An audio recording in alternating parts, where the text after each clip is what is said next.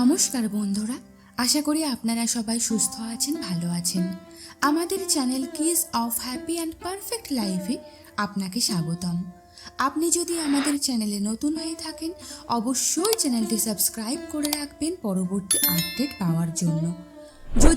যদি আপনারা সাবস্ক্রাইব না করে রাখেন, তাহলে আমাদের প্রতিনিয়ত বা প্রতিদিন যে সমস্ত ভিডিও আমরা আপলোড করে থাকি সেটির নোটিফিকেশান কিন্তু আপনারা আগে পাবেন না। তাই অতি অবশ্যই চ্যানেলটি সাবস্ক্রাইব করে রাখবেন। তো চলুন আজকের ভিডিওটি শুরু করা যাক।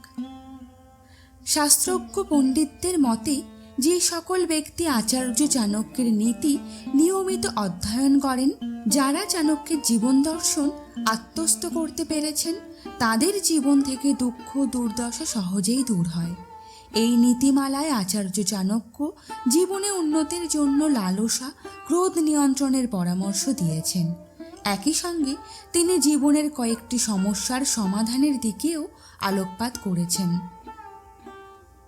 উন্নতির জন্য লালসা এবং ক্রোধ নিয়ন্ত্রণ জরুরি। আচার্য চাণক্যের মতে যে ব্যক্তির মনে লালসা আছে, সে সঠিক এবং ভুলের পার্থক্য করতে পারেন না। যদি কোনো শিক্ষার্থী কোনো রকম লালসার শিকার হয়, তবে সে অধ্যয়ন সম্পূর্ণ করতে পারবে না। সুতরাং পড়াশোনা করা শিক্ষার্থীদের মনে এই ধরনের অনুভূতি জাগলে তা সচেতনভাবে দমন করা উচিত। চাণক্য নীতি অনুসারে কোনো ব্যক্তি কোনো কারণে ক্রোধের বশবর্তী হন, তাহলে তিনি সঠিক এবং ভুলের পার্থক্য করতে পারবেন না।